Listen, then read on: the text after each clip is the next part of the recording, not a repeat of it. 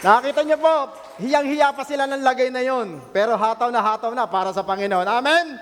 Tunay na ating suportahan ang ating dance ministry o mga ministry dito sa loob ng church. Dahil nga po, marami po ang naiaambag at naitutulong na malaking impact tayo sa mga kabataan ito, maging sa loob at labas ng church na ito, ay kayo po nagiging kapartnership namin sa ating nga pong mission and vision na pag-abot ng maraming kaluluwa, hindi lang po ng mga matatanda o ng mga senior citizen, lalo na higit sa lahat ng mga bata. Meron po tayo, kumpleto po tayo dito, simula sa children hanggang sa matanda. Dahil yan po ang utos ng ating Panginoon Diyos. Kaya tayo muna po tumayo at tayo po'y manalangin. Samahan niyo po ako sa ating pananalangin.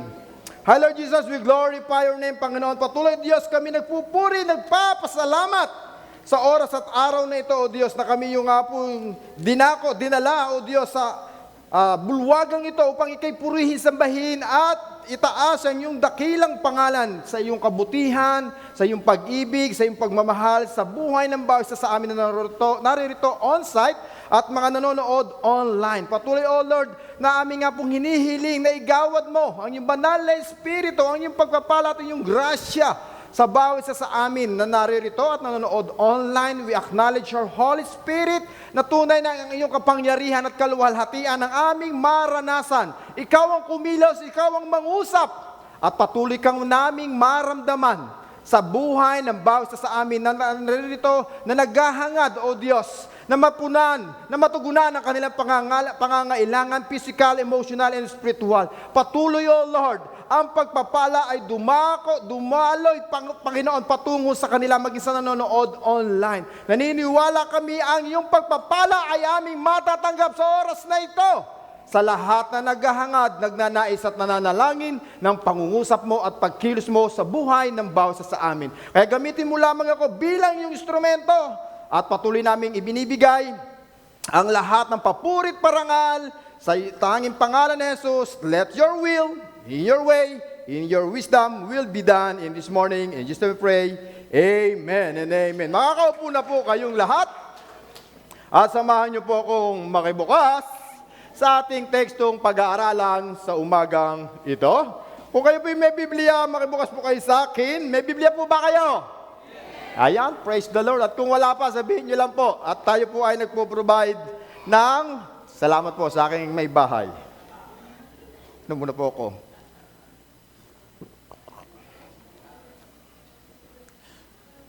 Salamat po sa Panginoon sapagkat meron akong may bahay na very supportive sa gawain ng Panginoon. Amen? Kaya mga kabataan, wag lang yung maganda at pogi ang yung piliin pagka kayo nag-asawa o nag-nobyo't nobya. Amen? Piliin natin yung mga may takot sa Diyos. Amen? Wag nyo lang pogi, maganda, sexy. Dahil pag ikaw ay bumili sa tindahan, hindi mo naman pwede sabihin, pabili po, bigas. Pogi naman lang, asawa ko eh. Maganda naman lang, asawa ko. Hindi naman gano'n, di po ba? Kaya kailangan yung may takot sa Diyos. Amen? Kaya kung kayo po may Biblia, konting ano lang po, paalala sa ating mga kabataan. Makibukas po kayo sa akin sa 1 King chapter 19. 1 King chapter 19 verses 1 to 8. 1 King chapter 19 verses 1 to 8. Kayo po ay makibasa sa akin at akin pong babasahin sa wikang Tagalog. Sinabi ni Haring Ahab sa kanyang asawang si Jezebel ang lahat ng ginawa ni Elias at kung paano pinatay ni Elias ang lahat ng mga propeta ni Baal. Kaya't nagpadala si Jezebel ng isang sugo upang sabihin kay Elias, patayin sana ako ng mga Diyos kung hindi ko gagawin sa inyo sa ganitong ring oras ang ginawa mo sa propeta o sa mga propeta. Natakot si Elias na mamatay. Kaya umalis siya at nagpunta sa Bethseba o sa Berseba sa lupain ng Huda kasama ang kanyang utusan. Iniwan niya roon ang kanyang utusan at mag-isang pumunta sa ilang. Pagkatapos ng maghapong paglalakad ay naupo siya sa lilim ng isang puno at nanalangin ng ganito, Yahweh, kunin na po ninyo ako. Ako po'y hirap na, mabuti pa pong mamatay na ako. Pagkatapos nahiga siya at nakakatulog, Ngunit dumating ang isang anghel at kinalabit siya nito at ang sabi, gising na. Gising na at kumain ka. Nang siya'y lumingon, nakita niya sa may ulunan ang isang tinapay na niluto sa ibabaw ng mainit na bato at tubig sa isang lagayan. Kumain nga siya at uminom. Pagkatapos ay nahiga muli. Ngunit bumalik ang anghel ni Yahweh, bumangon ka at uminom. Napakahaba pa ng lalakarin mo. Kumain nga siya at muli at uminom. At ang pagkakain niya ay nagbigay sa kanya ng sapat na lakas upang maglakbay at 40 araw at 40 gabi hanggang sa Sinai, ang bundok ng Diyos. Mapalad ang pagbasa ng salita ng Diyos sa umagang ito. Don't be depressed. Sabi mo sa katabi mo, kapatid. Don't be depressed. Trust God. Sabi mo naman, yung merong pananalig at pananampalataya, trust God. Yan. Dahil sa panahon ngayon, marami po ang ating pong nababalitaan at ating nakikita sa social media, maging sa ating mga telebisyon, na dahil sa mga nangyayari na gaganap sa ating kapaligiran, lalo na sa dumating na bagyo, ay talagang hanggang ngayon ito'y usapin, maging sa ating gobyerno, na kung saan maraming nililitis, maraming hearing about sa flood control, sa mga korupsyon, at ito nga po ay maraming naging epekto sa ating komunidad, maging sa ating industries, maging sa ating pamumuhay. Naramdaman po ba natin ito, mga kananaya at katatayan, na napakalaki ng pagbabago, na naging impluwensya ng mga bagay na ito. At marami ngayon, sorry to say and sad to say, nowadays, maraming tao ang nade-depress. Tignan mo yung katabi mo. Tignan nyo nga po. Pagmasdan nyo po. Kahit yan po yung asawa nyo na lagi nyo nakikita, tignan nyo din po, eye to eye. Tignan nyo po, sige po. Dahil sometimes ang depression, hindi nakikita, hindi nararamdaman. Pero it will happen even a Christian. Ito'y nangyayari at mangyayari sa ating lahat, even in a small thing. Sa isang problema, ito'y mangyayari at according to the National Institute of Mental Health, during any 1-year period, 3 to 4 million people suffer from depression or depressive illness in the Philippines. 3 to 4 million ang nakakaranas ng depresyon. Kaya hindi po natin pwedeng sabihin na yung katabi mo ay okay. Hindi tayo pwedeng tumingin lang sa kanilang sariling personality o katayuan sa buhay. Dahil kahit mayaman ka, kahit mahirap ka, kahit magandang lalaki ka, kahit pangit ka, anuman ang iyong sitwasyon, tatamaan ka ng depresyon at makararanas ka ng mga bagay na ito. At minsan, ito ay napakahirap mapagtagumpayan. Lalong-lalo na ng mga taong wala sa Panginoon. And don't be worried, even Christian ay hindi immune to the problem of depression. Even the great men of God have been known to suffer depression. Like Jeremiah, David, Peter, and Judas, at ngayon nga po si Elijah. Si Elijah ang perfect example ng taong nakaranas ng depresyon. Dahil noong araw, wala pa naman pong terminology ang mga katangiang naranasan nitong si Elijah. Pero ngayon, binigyan na po siya ng terminology na ang ganitong uri ng mga karanasan na naranasan ni Elijah ay isa nga pong sintomas ng depression. And I know mature Christians who have had not to deal with the problem of depression. Na minsan kahit Kristiyano ka na, hindi mo pa alam kung paano mo ididilang ang depression sa iyong buhay. Hindi mo maintindihan kung paano mo susolusyonan at hindi mo alam ang iyong mga gagawin. Pero first, kailangan po nating maintindihan ang depression. Ano nga ba ang depression? Depression is a mood disorder characterized by persistent feeling of sadness, Yung sobrang pagkalungkot and loss of interest that interferes with daily life. Nawawalan ka na ng pagka-interest sa mga gawain mo o ginagawa mo everyday. Nawawalan ka na ng gana. Nanghihina ka na, nanlulupay-pay ka na, even going to church every Sunday o sa mga gawain tulad nito, ay lumalayo ka na. Nag-uumpisa na maramdaman mo ang depresyon. Lalo na pagka nalaman mong wala kang 13-month pay. At marami kang inaanak. Sobrang pag-aalala ka na. Amen? Naghihintay ka ng 13-month pay, wala ka naman trabaho. Ay lang nakalulungkot at katotohanan. Naghahangad tayo ng bonus sa 13-month pay dahil December, wala naman tayong makatrabaho. Amen? Maliban na lang siguro kung yung mga asawa ay meron trabaho, bigay sa inyo at iyabot, yung 13-month pay. Kaya minsan nakakalungkot tayo, and if you have a depression, anxiety, and post-traumatic stress disorder, these are all about mental issue or mental health problem. It can happen to anyone and is not a sign of weaknesses or weakness. Overcoming depression is not easy, but it can be done. And the possible cause of depression can be due to, meron po ako mga example ng depression according to psychiatrists, having a family medical history of depression. Ito ay ginasabi nilang genetic. Baka sa isa sa pamilya nyo ay meron tinatawag na mental disorder o kaya ay family problem. And meron ding stress. Ang stress pala, nagka-start din yan ng ating pong depresyon. Brain chemistry change, yung pababago-bago ng pag-iisip. Other medical condition, maging ang ating sakit at karamdaman. Change in hormone level. Ito po, nakakaranas to, malimit po isang adolescence. Yung pagbabago ng hormones level. Substance abuse, yung mga taong nakaranas ng abuse sa kanilang buhay, sa pagkabata pa. Trauma, bullying, and neglect. Grief and loss of loved ones. Maging pala ang pagkawala ng yung mga minamahal sa buhay ay nagiging cause din ng depression, adversity in life.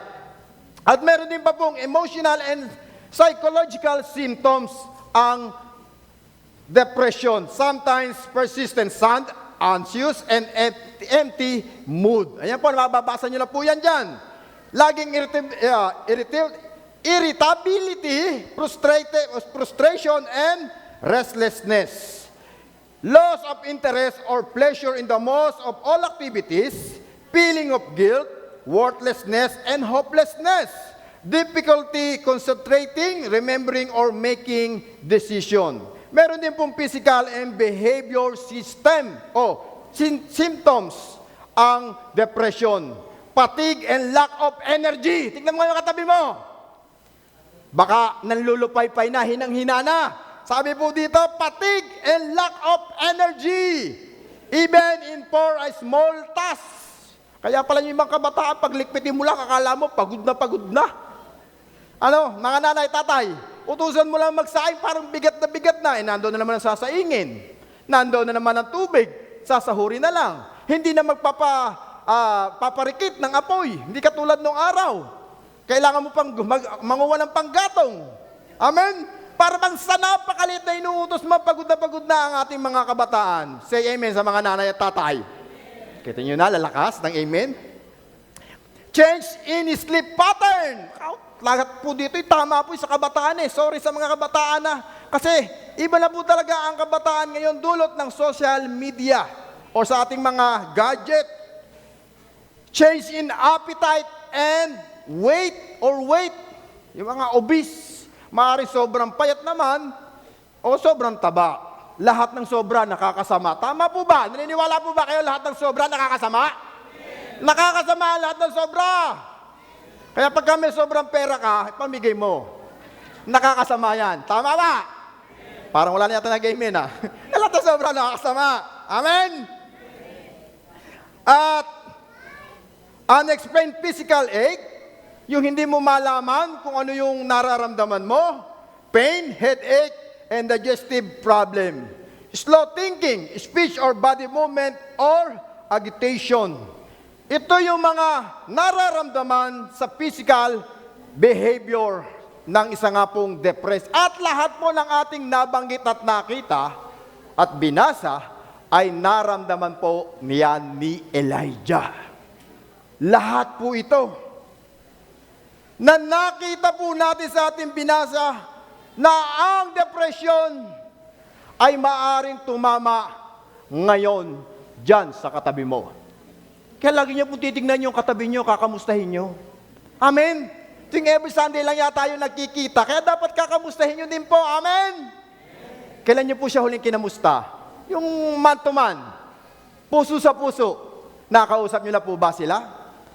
At lalo nga po higit sa lahat, ang tinatamaan ng depresyon, yung mga taong merong malaking responsibilidad. Katulad ng magulang, katulad ng mga leaders and pastor ng church. Katulad po nitong man of God. Ang laki ng pasahan niya sa buhay. Ang laki ng kanyang responsibility na inutos ng Panginoon dito kay Elijah. Kung babasahin po natin sa chapter 17 and 18, ano po ang ginawa ni Elijah? Pinatay lang naman po niya yung 450 prophets ng Baal o ni Baal, yung Diyos ng mga ibang lahi. 450 katao sa panahon ngayon to, mass murder to. Siguradong pinaghahanap ka na ng batas nito sa 450 katao. Pero yun yung inuutos ng Diyos sa kanya. Yung makapatay ka nga lang ng ipis, takot na takot ka na eh. Tama po ba mga kababaihan? Ito pa kaya, 450 katao, papapatay sa iyo ng Diyos. Di ba napakalaking responsibilidad ang hinaharap nito ni Elijah? Kaya nakaranas siya ng depresyon dahil being a human, tayo ay hindi dito exempted na makaranas ng mga pakiramdam, pagkatakot, pagkabalisa, at pagkaroon ng pag-alala sa ating buhay. Lalo na sa nangyari at naranasan nitong si Elijah.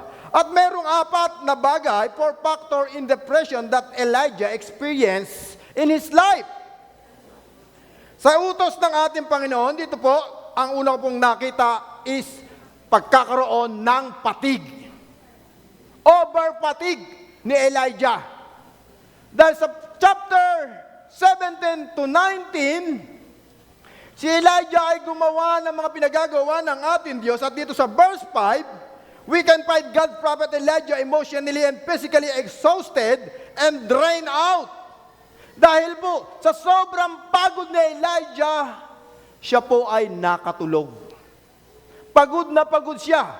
Dahil ano po ang ginawa niya sa verse 18, o sa chapter 18, siya po'y nagsunog at nag-alay ng mga bakang papatayin. At siya po ang lahat ng gumawa noon. Siya ang nagkatay, siya ang naglinis, siya ang nag-ayos ng susunugin dahil hinamon niya ang 450 propeta para malaman kung sino at patunayan kung sino ang tunay na Diyos na ating sinasamba. Dahil gusto niyang ipagtanggol, ipagmalaki ang Diyos na kanyang pinagsililingkuran at pinagsisilbihan. At ang nakakatuwa po nito, kaya siya napagod sa verse, sa huling chapter, huling verse ng chapter 18, alam niyo po ba si Elijah ay inutusan si Ahab para pumunta kay Jezebel o yung kanyang utusan, papunta kay Ahab.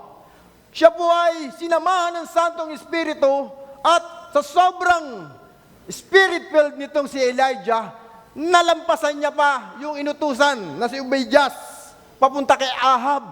Tumakbo siya ng napakatulin. Pwede po ito sa splinter, 100 dust.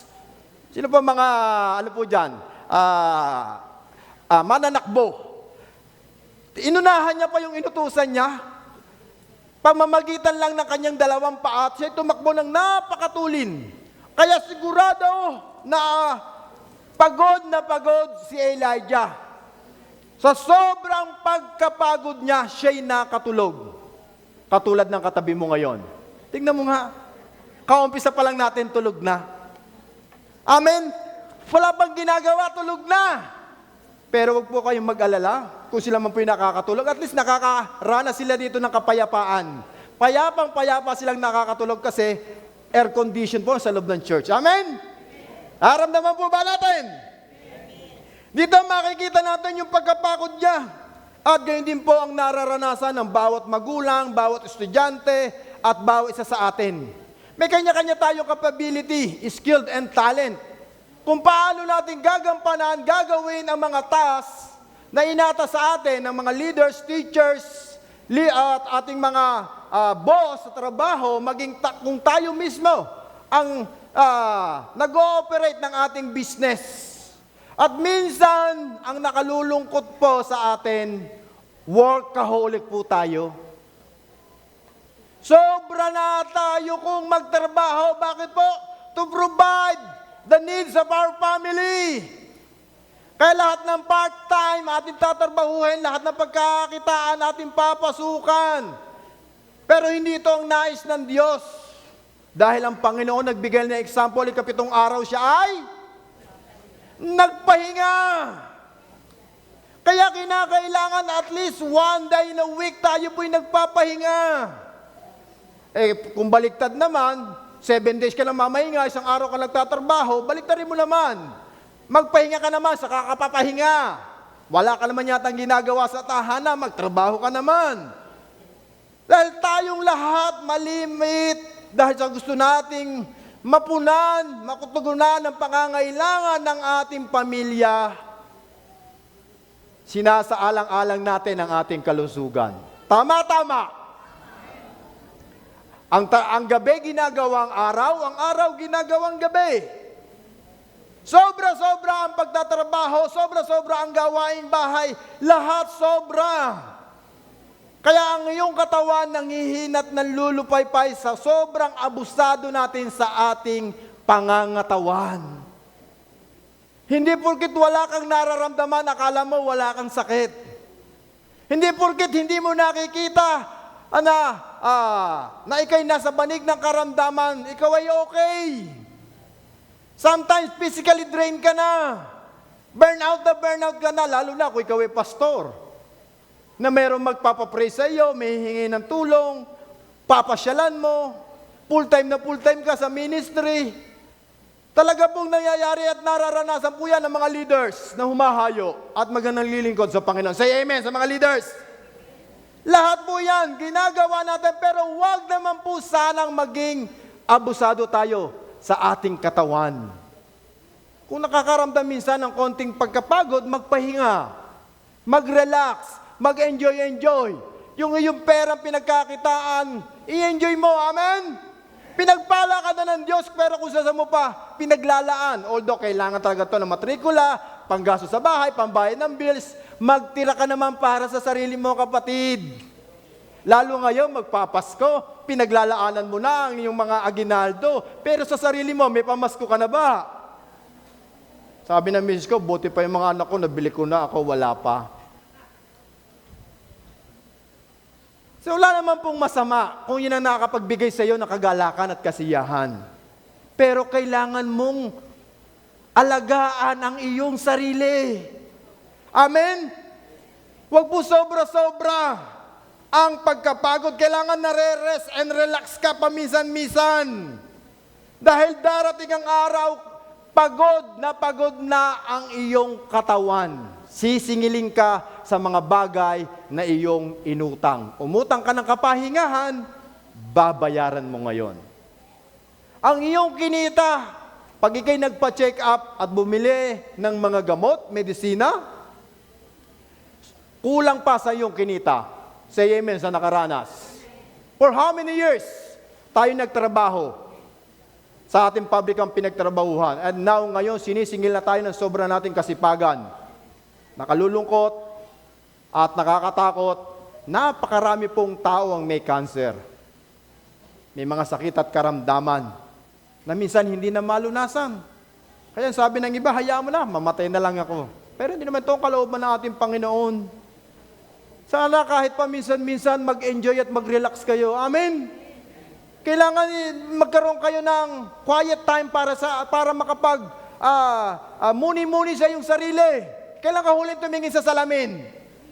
Nakita mo ba ang sarili mo sa salamin? Kailan mo nakita yung huling katawan mo nung ikay dalaga ka pa? Na-imagine niyo ba o nung binata ka pa? Alin ang mas maganda, nung dalaga ka o nung binata ka? Oh, wala nang makasagot. Makikita mo at maiisip mo, bakit gano'n? Ang laki na lang pinagbago ng aking pangangatawan. Dati gusto kong tumaba. Ngayon, gusto ko naman pumayat. Doble na ang timbang. Ang pati ang mga pisngi, nagbabaksa ka na. Kasama ng bilbel. Sorry for the word. Pero yun po ang katotohanan. Hindi porket kayo nagtatrabaho, akala mo, physically fit ka. Kailangan mo din mag-exercise. Galaw-galaw din, paminsan-minsan. Amen? Dahil katulad ni Elijah, sa sobrang pagsunod niya, pagtitiwala sa Diyos, hindi naman po ito masama, napabayaan niya na ang kanyang sarili. Hindi man lamang siya nakapagpahinga. Kaya nung nakaranas siya o nakarinig siya ng balita, ano po ang nabalitaan po nitong si Elijah? Dito sa verse 1 and 2. Ang ganito po ang nasabi. Sinabi ni Haring Ahab sa kanyang asawang si Jezebel ang lahat ng ginawa ni Elias at kung paano pinatay ni Elias ang lahat ng propeta ni Baal. Kaya't nagpadala si Jezebel ng isang sugo upang sabihin kay Elias, patayin sana ako ng mga Diyos kung hindi ko gagawin sa iyo ang ganitong ring oras ang ginawa mo sa mga propeta. Kaya nang makarinig ng balita itong si Elias o si Elijah, sa verse 3, natakot si Elias na mamatay. May death threat na po. May death threat na dumating kay Elias. Sino ang mga hindi natakot at nagamba nang dumating o parating pa lang ang bagyong Tino? Nadatama sa Cavite. Lalo na kung nakita natin ang rumagasang tubig sa Cebu. Sino ang hindi matatakot? Sino ba ang hindi natakot? Say amen. O, kita nyo na, lahat natakot at nangamba, di ba? Kaya puspos ang ating panalangin. Nandoon ang ating 24 hours na pananalangin, walang sawat, walang tigil dahil sa ating mga nabalitaan. Pero kung hindi tayo spirit-filled, wala tayong pagtitiwala, pananampalataya sa Panginoon Diyos, baka nag-evacuate na tayo. Pero dahil mayroon tayong pananalig sa ating Diyos, may pananampalataya sa Diyos, tayo tumawag sa Diyos, tayo'y nanatiling ligtas. Amen? Parang hindi kayo nakaranas ng kaligtasan, Hindi po ba kayo natutuwa at nagagalak na wala tayong naranasang delubyo dito sa Cavite? Nakalulungkot kung yung nangyari sa Cebu, mangyari sa atin dito. Iniisip ko pa nga lamang, paano kaya kami tatakbo? Sabi ng nanay ko, tatakbo ako sa church. Doon ako pupunta. Sabi ko, gisingin niyo ako Sama-sama tayong pupunta doon. Dahil nanay ko, lagi pag nakaramdam niya ng bagyo, bantay na po yan. Hindi na makatulog. Pero habang nagbabantay po siya, nag-i-intercede po yan. Lagi pong nananalangin. Pero salamat sa Diyos, tama po ba? Tayo ay nakaranas na maginhawa, nakatapos ang bagyang Tino. Ay tumama sa ibang bansa, talagang lalong lumakas siya. Pero kung ikaw ay mayroong magandang pangangatawan, physical, emotional, and spiritual, ano man dumating na balita sa iyo, nananatili kang nakatayo, say amen! Nananatili kang panatag! Hindi ka nangangamba! At yung iba nga, nakakatulog na sa sobrang payapa. Amen? Kahit ang mga taong may pera, kahit ang taong mayroong mga trabaho, natakot at nag-alala. Kaya hindi po tayo pwedeng dumepende, magtiwala sa posisyon and possession na meron tayo ngayon. Amen? Yung iba nga, merong kamang malambot na unan at merong kamang waterbed, may full air conditioner, hindi makatulog. Amen? Pero yung katabi mo, upuan pa lang, tulog na. Tignan mo ang katabi mo kung tulog na sa upuan. Diba?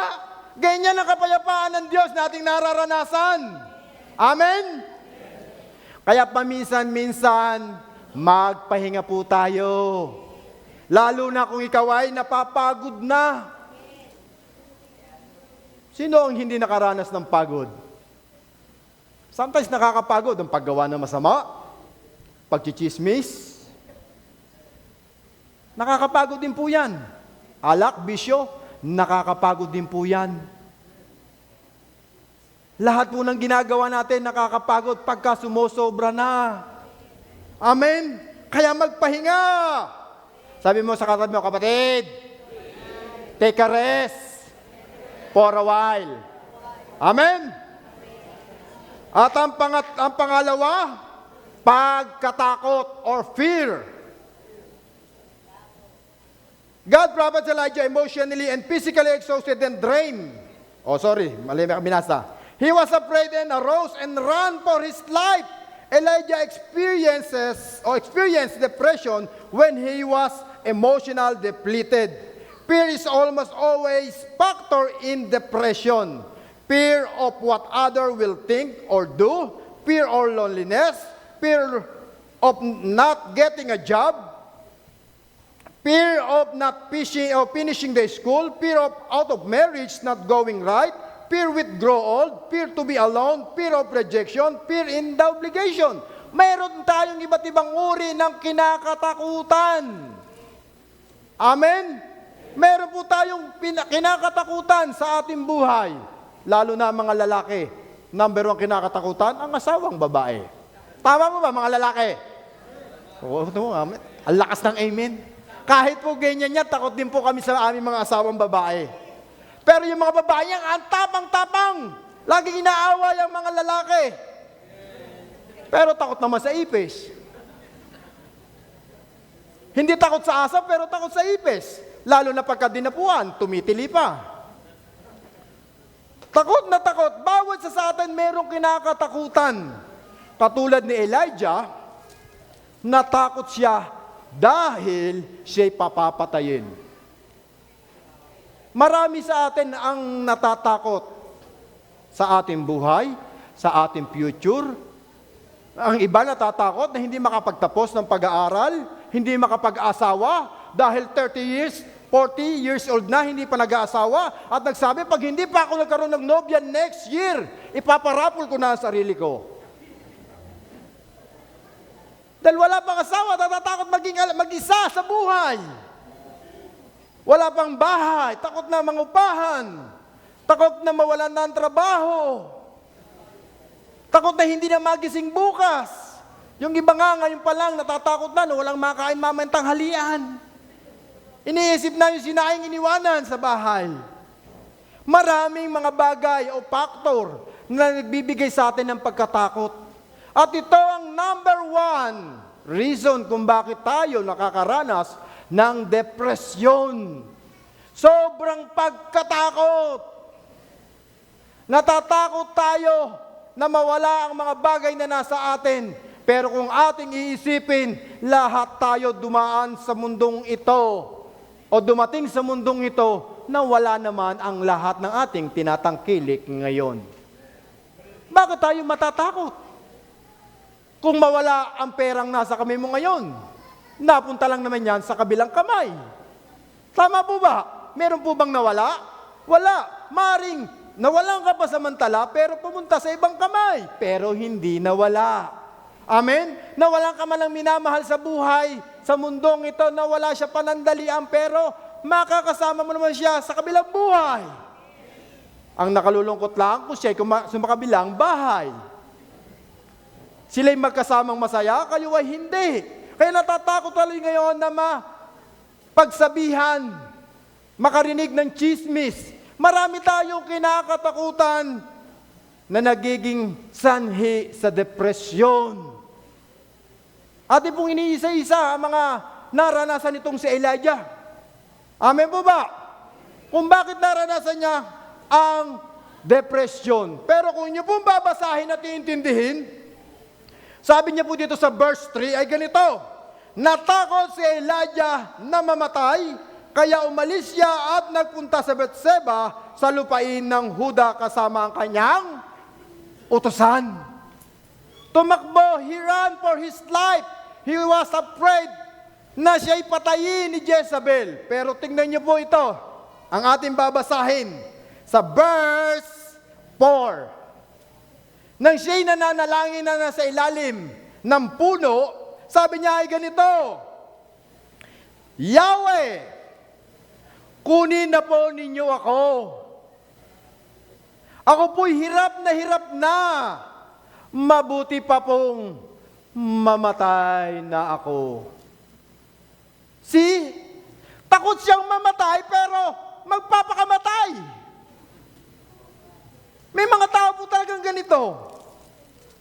Yung takot na takot pero ginagawa naman. Inuunahan pa.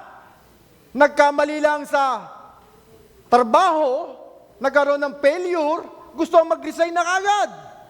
Dahil natiisip niya na siya'y paalisin ng kanyang boss. Inuunahan na ang desisyon ng company. May mga bagay tayo kinakatakutan na minsan tayo na rin ang gumagawa na ikakasama natin. Tama po ba? Say amen sa nakaranas. Naintindihan niyo po ba ako? Si Elijah tumakbo for his life na mamuhay, pero nanalangin sa Diyos na siya'y mamatay na. Bakit po kaya sa tingin niyo? Bakit niya nasabi yun? Dahil sabi niya, pagod na siya at hirap na siya. Sino po ang hindi napagod? Sino po ang hindi nahihirapan? Taas po ang kamay. Lahat po tayo nakaranas niyan. At lahat tayo makakaranas. Lalo na sa mga kabataan at magulang nowadays. Nakalulungkot na sabihin na iba talaga ang panahon natin ng 90s, 80s, 70s, and 60s compare sa mga kabataan nowadays. Dahil ang mga nanay ngayon takot. Noong araw, isang sit-sit lang ng nanay sa anak, kumakaripas na ng takbo. Tama po ba mga kananay, katatayan? Lalo na kung mayroon niyang dalang hanger at pamatpat. Ang bilis ng takbo. Pero nowadays, ang mga nanay, takot sa anak. Takot na baka sila'y maging suwail. Takot sila'y mapahamak. Takot sila'y mapalayo ang loob sa iyo. Takot na sila'y iwanan ka. Natatakot tayo na anumang mga bagay na mangyari sa kanila na hindi ikaw ang makikinabang. Tama po ba mga nanay? Kaya mga bata ngayon, lumalaking suwail. Hindi ko po minamasama ang social media. Pero maging aware po tayo mga kanananayan at magiging nanay ngayon. Bakit po? Hindi nyo po napapansin ang mga bata ngayon? 2 years old, 3 years old, 5 years old, 7 years old, hindi pa nakakapagsalita. Delay ang speech. Sabi po ng pag-aaral, kaya sila nagiging delay dahil ang bata, the age of 2 years old to 3 to 5 years old, exposed na sa mga gadget na kung saan nade-develop at nahuhubog ang kanilang pagsasalita. Pero ano ginagawa ng magulang para hindi maistorbo? Sa gawaing bahay, sa paglalaba, o naman tungkulin na sa tahanan, bibigyan po ng ano? Cellphone. At tuwan-tuwa pa pagka sumasayo sa TikTok.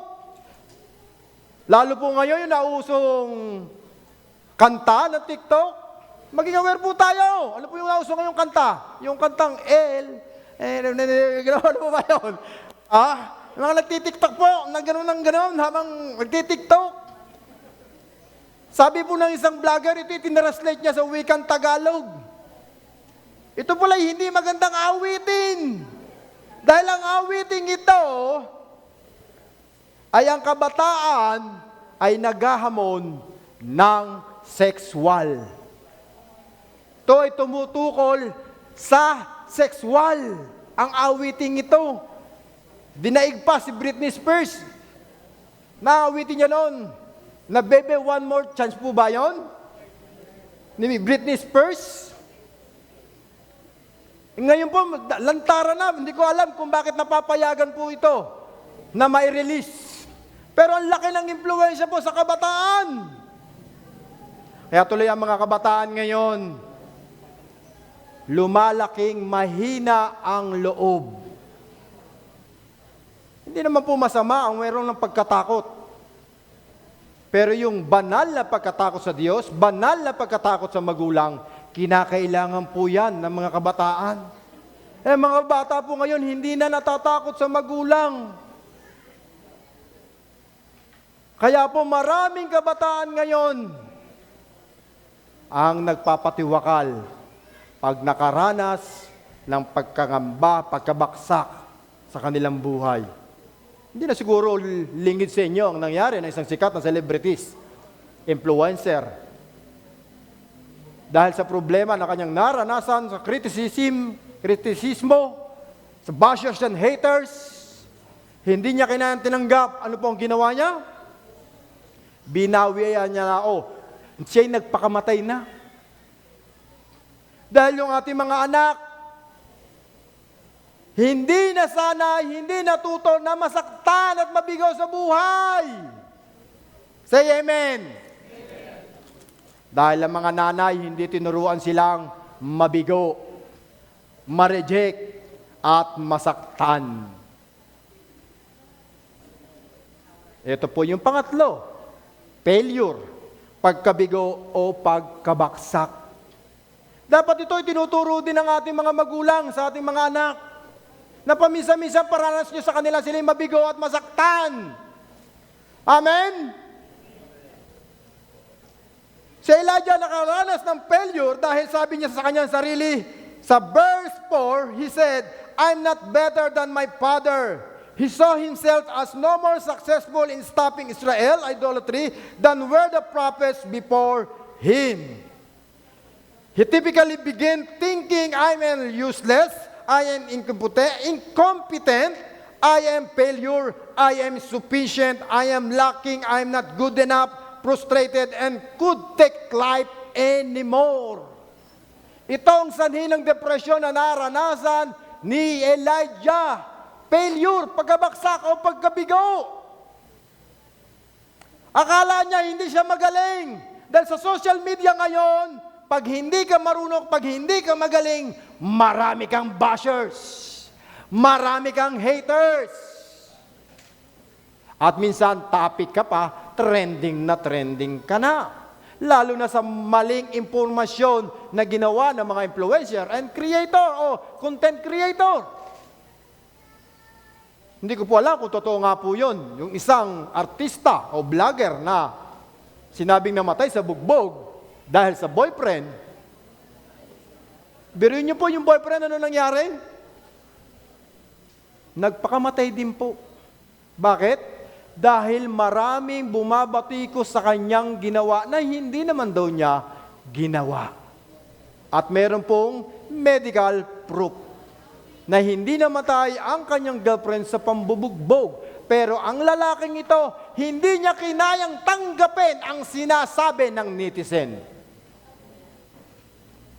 Kaya kung kayo man po ang nagpo-post at nagbibigay ng mga masasaking salita, katulad ng minisahe ko before, kapatid, kung walang may tutulong ang mga sasabihin nyo, please keep silence. Kung walang may bibigay at may dudulot na maganda, may kukontribute na mabuting bagay sa ating kapwa, kahit like, kahit comment, just ignore. Amen? Huwag na tayo makisawsaw. Mga Kristiyano hindi nakikisawsaw. Amen? Kailangan tayuan mo yung iyong paniniwala at pananampalataya kahit sila'y against sa paniniwala mo at pananalig. Dahil hindi ka walaan ang tumayo sa pinaniniwalaan mo at pinanampalatayanan mo. Dahil baka bukas makalawa, ikaw ang bumaksak kapag sila'y pinatulan mo. Marami na pong nangyayari at nangyayari pa sa mga ganitong sitwasyon. Kapag nakaranas tayo ng sadness and sometimes felt extreme discouragement sa ating buhay. Napakiramdam mo, ikaw ay hopeless, wala ka na tuloy interesado o hindi ka na nagkakaroon ng interest sa mga bagay na ginagawa mo before. Ayaw mo nang lumabas ng iyong kwarto. Lagi ka nang nagkukulong. At ayaw mong i-share yung mga pakiramdam at mga bagay na naririnig mo sa ibang tao. Sinasarili mo ang problema suliranin na iyong nararanasan at pinagdaraanan. Dahil sometimes naman po, mayroong mga magulang, sobra-sobra sa kanilang mga anak. Na minsan ay sobrang expectation sa kanilang mga anak na hindi kayang abutin at ibigay sa kanila. Minsan talaga mayroong mga bagay na ganun. May mga anak na summa cum laude. Tama po ba? At meron din mga anak, minsan, sumasablay. Pero huwag niyo pong i-compare ang inyong mga anak sa iba o sa kanilang kapatid. Na baka si ganito, baka si ganyan, mas mahusay, mas magaling. Dahil sometimes ang mga kabataan ngayon, hindi nagiging voice out sa kanilang pamilya, sa kanilang magulang. Yung kanilang nararamdaman, sinasarili na lang. Kaya minsan kausapin niyo po inyong mga anak, mga kapatid. Lalo na kung sila hindi sanay na mabigo, masaktan, masugatan, mahirapan, lalo na sa larangan ng pag-ibig. Ako po natutuwa sa misis ko, hindi ko po tinataas. Kahit ano po yung pangaral ko dyan, minsan hindi nakikinig sa akin, okay lang po. Kasi alam ko bilang magulang, nandoon ang kanyang love and care sa aking mga anak. Kasi sabi niya, malimit, ay ina-update niya, gusto niya ina-update siya ng kanyang mga anak namin. Kasi nga pa minsan, alas 12 na, alas 2, madaling araw, wala pa yung mga anak namin. Eh sabi ko, hayaan mo sila. Matulog tayo kasi mga lalaki yung mga yan. Naniniwala ko sa kakayanan ng aking mga anak. Nasabi ko sa kanila, ang payo ko, kahit saan kayo pumunta, okay lang. Bata't alam nyo na tama ang ginagawa nyo, mahalaga, kahit anong oras, umuwi kayo sa bahay. Pero kung may pasok, mahigpit naman po kami. Kailangan mga alas 9, nandiyan siya. At nandun sa tahanan. Pero yung misis ko talaga naman, asan ka na? Kailan ka uuwi? Sino kasama mo? Muwi ka na. Siyempre, alam ko, natutuwa ako kasi alam ko, ay ganun yung kanyang pagmamahal sa kaming mga anak. Kaya kayo naman mga anak, kung kayo mini-message, sagutin nyo naman. Amen? Napupuyat din yung nagtetext sa inyo. Mga anak, nandiyan po ba kayo, mga kabataan? Natatakot ang inyong magulang na kayo bumaksak, mapahamak, mabigaw sa buhay. Irespeto naman natin yung kanilang nararamdaman, wag lang yung inyong nararamdaman. Tinext na nakutakot-takot, may miss call pa, gusto pa yata pasunduin ng pamalo. Ang problema, hindi alam ng magulang kung nasaan ang anak. Kaya kayong mga anak, mag-reply kahit paminsan-minsan. Amen? Lalo ko alam nyo na nag-aalala inyong mga magulang. Opo, pauwi na po. Tatapusin lang to. Maging kampante lang yung inyong magulang. Amen, mga anak? Parang wala tayong kausap na kabataan, ha? Nandiyan po ba kayo? Yan. Reply din tayo. At ang pang-apat, futility, kawalang kabuluhan. Sabi po sa verse 10, Elijah declared that he is the only faithful prophet and they are seeking to kill him. He felt alone, isolated, and hopeless. He has negative expectation of the future. He is a paranoid, thinking everyone is out to get him. He was looking at the life through the lens of futility. He saw no way out. Na ang nangyari sa kanyang buhay, wala na siyang pag-asa. Sa kanyang naranasan, ang lahat ng kanyang ginawa, ang kanyang pinagpaguran ay vanity, meaningless, futility, walang kabuluhan. Sometimes naranasan po ba natin ito sa ating buhay? Napakiramdam mo lahat ng iyong pinagpaguran, lahat ng iyong sakripisyo, lahat ng iyong pinaghirapan ay hindi na-appreciate ng katabi mo ngayon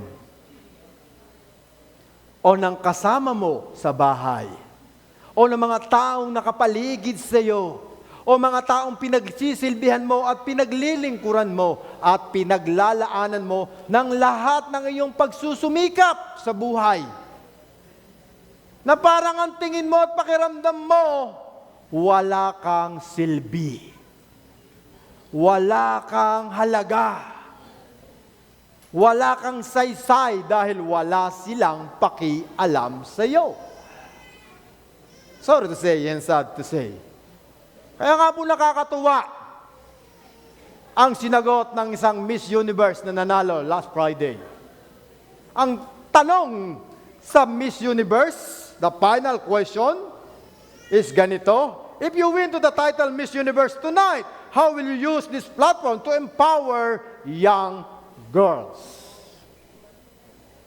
At ang sagot ni Miss Mexico as a Miss Universe, I will say to them, believe in the power of authenticity, believe in yourself, your dreams matter, your heart matter, and never let anyone make your job about your work, because you are worth everything, and you're powerful, and your voice need to be heard.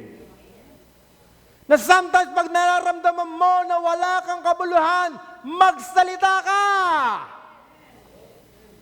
Magparamdam ka na nasasaktan ka, nahihirapan ka, kapatid. Kung nararamdaman mo na wala kang silbi, wala kang halaga sa mga taong pinagkalingkuran mo o pinaglaanan mo ng iyong lakas at ng iyong talento at ng lahat ng bagay na meron ka, ipakita mo na mahalaga ka. Iparamdam mo na nag-exist ka. Dahil kung kikimkimin mo ang lahat ng bagay na yan, mauuwi ka sa depresyon na ayaw mangyari sa iyo ng Diyos. Dahil ginawa ka ng Panginoon na unique at may pinagagawa sa iyo ang Diyos na dapat mong gampanan. Kaya nga po dito sa verse 9, si Eliab ay nagtago sa yungib. Nagtago siya. Dahil sobrang takot niya na siya'y patayin. Kaya ang tanong sa kanya ng Panginoon, Elias, bakit ka naririto? Bakit ka naririto? Kapatid, bakit ka naririto sa umagang ito? Bakit ka naririto? Hindi ka tatanungin ng Diyos kung tama ang ginagawa mo. Hindi ka kausapin ng Diyos. Hindi ka re-rebukin ng Diyos kung sumusunod ka sa pinagagawa niya. Tinanong si Elijah dahil hindi siya sumunod sa pinagagawa ng Panginoon sa kanya. Kahit may mga anghel na nag-provide ng kanyang pangangailangan to feed him, to comfort him, to strengthen him, may mga pinadadala ang Diyos sa ating buhay to encourage us, to motivate us, to inspire us. Para kausapin tayo, para tayo ay i-comfort, upang tayo ay kausapin, ilabas ang lahat ng problema at pag-asuliranin na yung nararamdaman. Pero ang malaking tanong ng Diyos, ano ang ginagawa mo rito, kapatid? Bakit ka tinatanong ng Diyos? Dahil ang gusto ng Panginoon, kausapin mo siya. Tanungin mo siya. Magsumbong ka sa Diyos.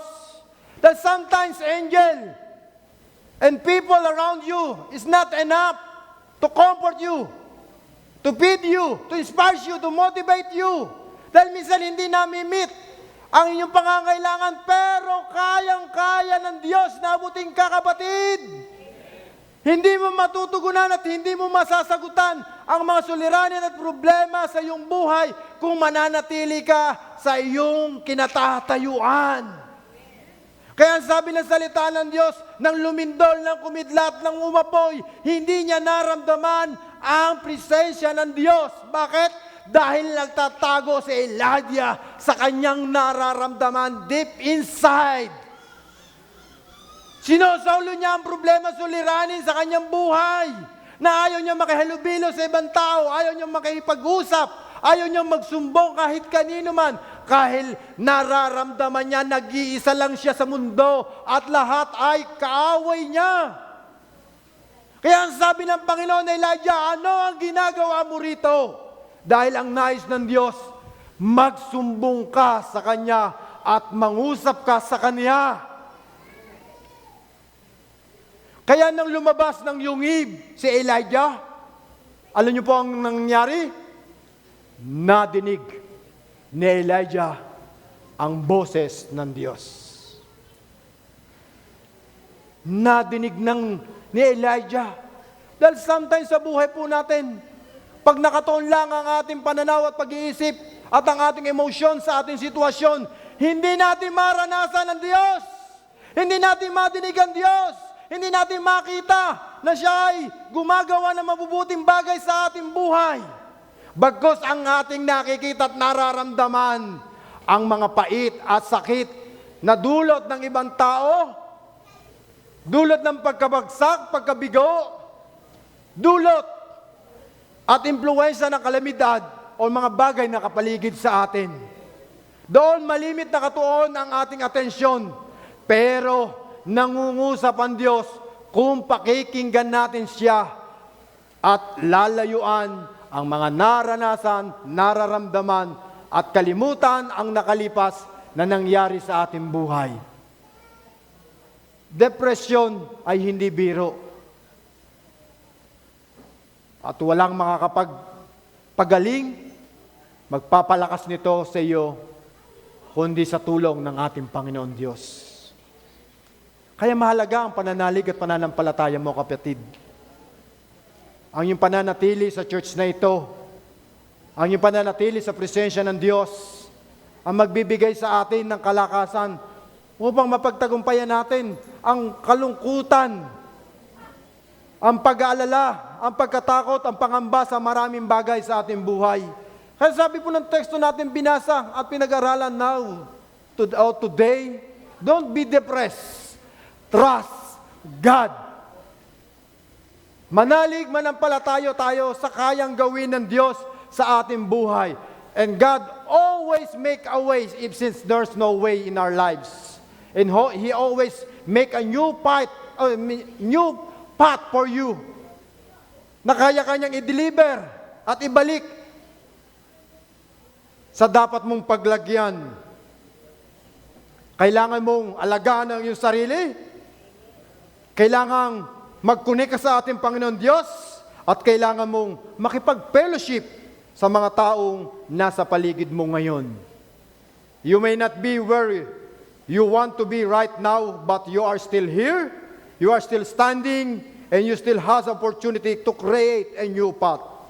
And God wants to lift you out of depression. Nais ng Diyos na tulungan ka sa iyong pagkalungkot at pangamba at huwag marating sa isang sakit ng depresyon. Nais niya na ikay tumayo, umusad at lumakad sa tunay na laban at ang hamon ng ating buhay. Kaya sa umagang ito, yan po ang maiiwanan ko, and to God be the highest glory.